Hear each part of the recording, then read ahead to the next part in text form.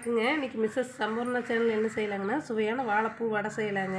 அதுக்கு தேவையானதுங்க 2 வாழைப்பூ எடுத்து வச்சுருக்கிறேங்க. வாழைப்பூ எப்படி க்ளீன் பண்ணுறது அறியறதுன்னு சொல்லிட்டுங்க, அதுக்கப்புறம் என்னென்ன வேணுங்கிறது எல்லாமே காட்டுறேங்க. வாங்க இது எப்படி க்ளீன் பண்ணுறதுன்னு பார்க்கலாங்க. பாருங்கள், ஒரு வாழைப்பூ எடுத்துக்கலாங்க. தெரிஞ்சவங்களுக்கு தெரியும் எப்படி க்ளீன் பண்ணுறது, தெரியாதவங்களுக்கு சொல்கிறேங்க. இந்த மாதிரி எடுத்துக்கலாங்க. இது பாருங்கள், இந்த மாதிரி நரம்பு இருக்குங்க வாழைப்பூவில். இந்த நரம்பு இந்த பிளாஸ்டிக்காக இருக்குங்க. இது ரெண்டையும் எடுத்துடலாங்க. இது எடுத்து அது தேவையில்லைங்க, இது மட்டும் போதுங்க.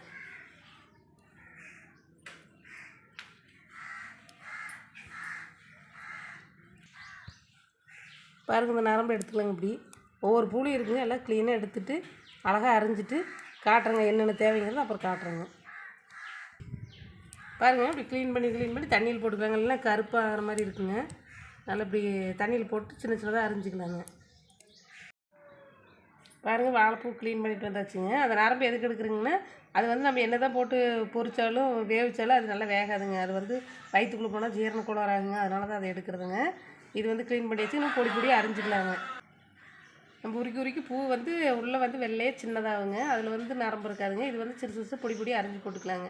இது நல்லா இருக்குங்க. பாருங்கள், இந்த பூ இப்படி எடுத்துக்கணுங்க. சின்னதாக பொடியாக அரியலாங்க.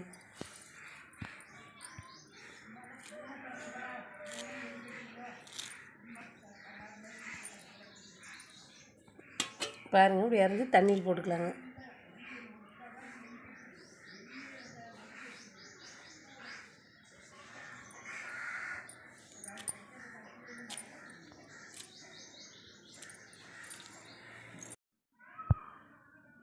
பாருங்கள், வாழைப்பூ வடைக்கு தேவையானது என்னென்னு பார்க்கலாங்கன்னா, 1/2 கிலோ வடைப்பருப்பு ஊற வச்சுக்கிறேங்க. 1/2 கிலோங்க இது. 1/2 கிலோவுக்கு தேவையானது 2 பூ வாழைப்பூ 2 பூ சுத்தம் பண்ணி வச்சுக்கிறேங்க. 3 வெங்காயங்க அரைஞ்சி வச்சுக்கிறேங்க, பெரிய வெங்காயம். அப்புறம் கருவேப்பிலை கொத்தமல்லி இதில் நறுக்கி வச்சுக்கிறேங்க. இஞ்சி பூண்டுங்க, ஒரு 5 பல் பூண்டுங்க, ஒரு 5-6 துண்டு இஞ்சிங்க. அப்புறம் மிளகாய், வரமிளகாய்ங்க. பச்சை மிளகாய் இருந்தால் போட்டுக்கலாங்க. நான் பச்சை மிளகாய் வேண்டான்ட்டு வரமிளகாய் போடுறேங்க. அப்புறம் பெருஞ்சீரகங்க. அவ்வளோதாங்க. ஆட்டிகிட்டு எப்படி செய்கிறதுன்னு காட்டுறேங்க. பாருங்கள், இஞ்சி பூண்டு போட்டுக்கலாங்க. ஃபஸ்ட்டு வடைப்பருப்புங்க ஒரு 2 மணி நேரத்துக்கு முன்னாடியே ஊற வச்சிடணுங்க. ஊற வச்சதுக்கப்புறம் கழிஞ்சி ஆட்டலாங்க.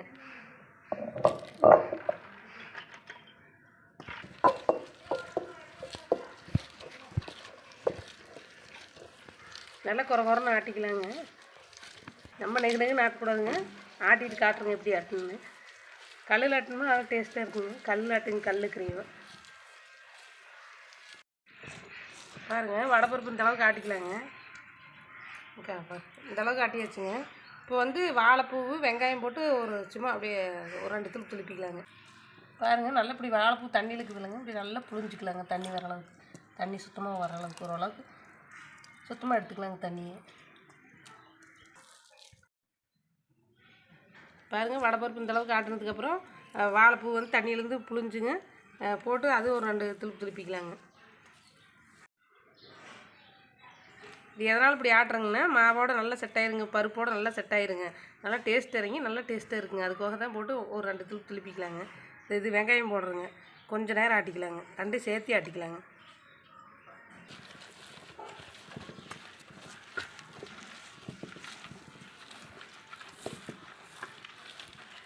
நல்லா செட்டாக வர வரைக்கும் ஆட்டிக்கலாங்க. ஓரளவுக்கு 2 செட்டாக விட்டு நல்லா போட்டு ஒரு 5 நிமிஷம் ஆட்டிக்கலாங்க. அப்போ தான் நல்லா மாவோட கலக்குங்க. ரொம்ப நேரம் ஆட்டக்கூடாதுங்க. ஒரு 5 நிமிஷம் நல்லா ஆட்டிக்கலாங்க.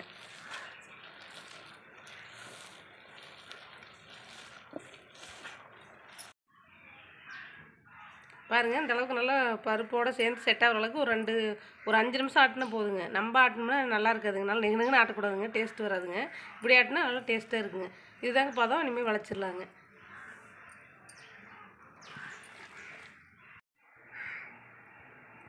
பாருங்கள், இந்த அளவுக்கு நல்லா ஆட்டிட்டு வந்தாச்சுங்க. வெங்காயம், வாழைப்பூ, பருப்பு எல்லாம் இந்த அளவுக்கு ஆட்டியாச்சுங்க. அடுத்து கொத்தமல்லி தழை போட்டுக்கலாங்க. கொத்தமல்லி தழை, கருவேப்பிலை தழை 2 நறுக்கி வச்சுக்கிறேங்க. பச்சை மிளகாய் சின்னதாக அரிஞ்சு போட்டுக்கலாங்க. பச்சை மிளகா வேண்டாங்கிறீங்க, வர மிளகாய் கூட சின்னதாக கிள்ளி போட்டுக்கலாங்க. சின்னதாக கிள்ளி போட்டுக்கலாங்க. பெருஞ்சீரகங்க, தேவையான அளவுக்கு உப்புங்க. உப்பு எவ்வளோ தேவையோ அவ்வளோ போட்டுக்கலாங்க. போட்டு நல்லா மிக்ஸ் பண்ணிக்கலாங்க.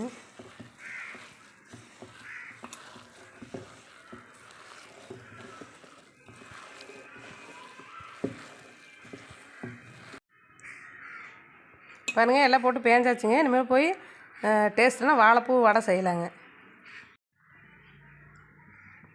பாருங்கள், கடலெண்ணெய் ஊற்றிக்கலாங்க. ஆட்டிகிட்டு வந்தாங்க சுத்தமான எண்ணெய், கடலை எண்ணெய். நல்லா 1 லிட்டர் எண்ணெய் கடலைக்கொட்டை எண்ணெய் ஊற்றிக்கலாங்க. கடையில் ஆட்டிகிட்டு வந்ததுங்க செக்கில், சுத்தமான எண்ணெய்ங்க. இதில் சுட்டனா நல்லா டேஸ்ட்டாக இருக்குங்க. நீங்கள் வேணால் சன்ஃப்ளவர் ஆயில் கூட யூஸ் பண்ணிக்கலாங்க. பாருங்கள், இப்படி நல்லா சின்ன சின்ன உருண்டையை அழகாக பிடிச்சிங்க. அழகாக தட்டி தட்டி வச்சுக்கலாங்க. எண்ணெய் காய்ச்சது போட்டு பொரிச்சு எடுத்துக்கலாங்க.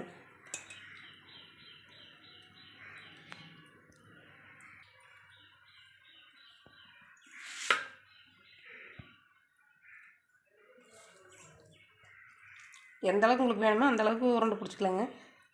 நைஸாக சின்ன சின்னதாக பிடிச்சி போட்டால் நல்லாயிருக்குங்க. இந்த அளவுக்கு தட்டிக்கலாங்க. இப்படி வச்சிடலாங்க. எண்ணெய் காய்ச்சது எடுத்து போட்டுக்கலாம். பாருங்கள், இந்த அளவுக்கு நல்லா சின்ன சின்னதாக அழகாக தட்டி வச்சுக்கலாங்க. எண்ணெய் காய்ச்சது போட்டு பொரிச்சு எடுத்துக்கலாங்க.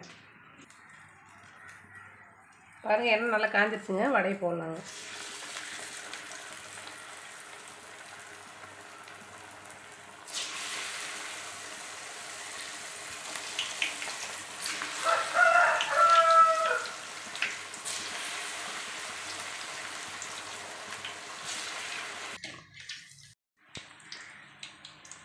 பாருங்கள், இந்த அளவுக்கு நல்லா பொன்னிறமாக ஆகட்டுங்க. இன்னும் கொஞ்சம் நேரம் வேகட்டுங்க.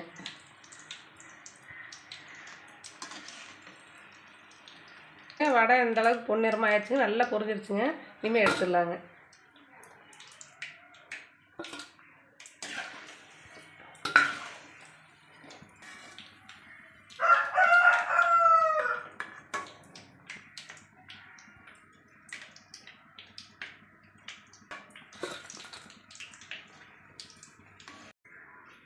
பாருங்கள், சுவையான உடம்புக்கு சத்தான வாழைப்பூ வடை ரெடி ஆயிடுச்சுங்க.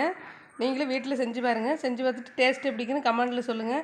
மறக்காமல் மிஸ்ஸஸ் சம்பூர்ணா சேனலை சப்ஸ்கிரைப் பண்ணுங்கள். எங்கள் சேனலுக்கு லைக் பண்ணுங்கள்.